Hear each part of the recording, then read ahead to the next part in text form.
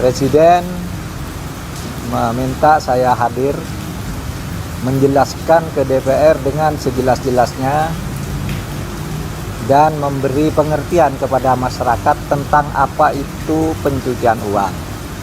Dan saya akan menjelaskan ke DPR juga dengan sejelas-jelasnya tanpa ada yang ditutup-tutupi. Menko Polhukam juga turut dipanggil Presiden Jokowi pada Senin tanggal 27 Maret tahun 2023 selain Kepala PPATK. Dalam pembicaraan itu, Jokowi meminta Mahfud menjelaskan soal dugaan TPPU di Kemenkeu. Presiden memintanya hadir, serta menjelaskan ke DPR dengan sejelas-jelasnya. Lebih lanjut, Presiden Jokowi meminta Mahfud untuk tidak menutupi fakta yang terjadi. Tanpa ada yang ditutup-tutupi. Karena Presiden kita ini menghendaki keterbukaan informasi sejauh sesuai dengan peraturan perundang-undangan. Terkait perbedaan data antara Pak Mahfud dan Bu SM yang soal terkait ini Pak, transaksi mencurigakan tanyakan ditanyakan ke Bu Menkyu sama Pak Mahfud. Pak, tapi langkah Pak Mahfud itu udah benar atau keliru sih Pak? Masih Pak.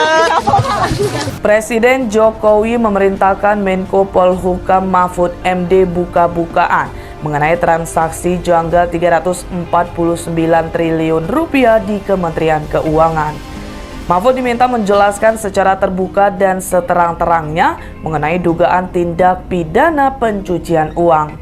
Permintaan itu disampaikan Jokowi langsung saat berbicara secara khusus berdua dengan Mahfud MD di Istana Kepresidenan Jakarta pada Senin 27 Maret 2023.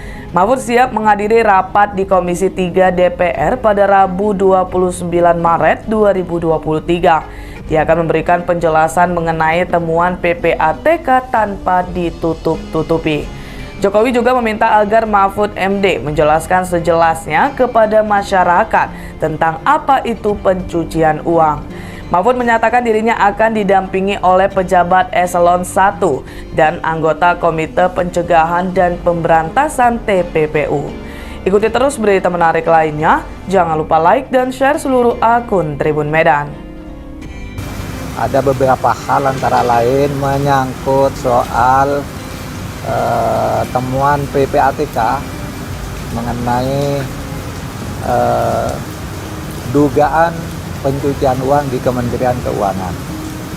Presiden meminta saya hadir menjelaskan ke DPR dengan sejelas-jelasnya dan memberi pengertian kepada masyarakat tentang apa itu pencucian uang.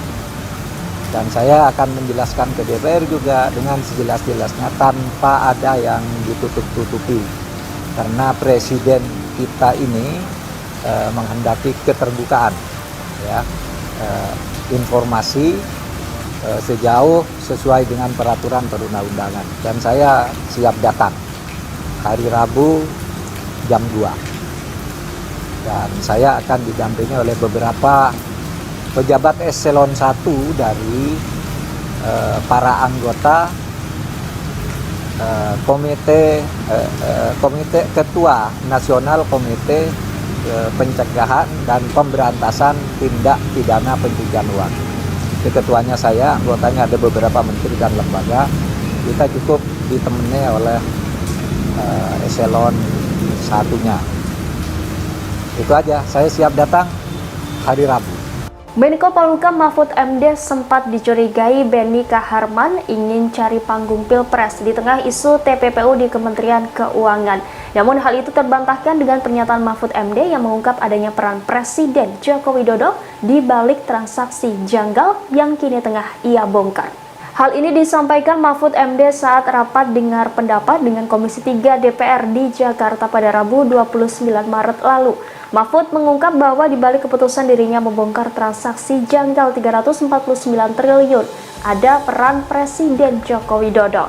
Dijelaskan Mahfud, hal itu bermula dari pertemuannya dengan Jokowi pada Februari lalu setelah menghadiri acara 1 Abad NU di Sidoarjo, Jawa Timur.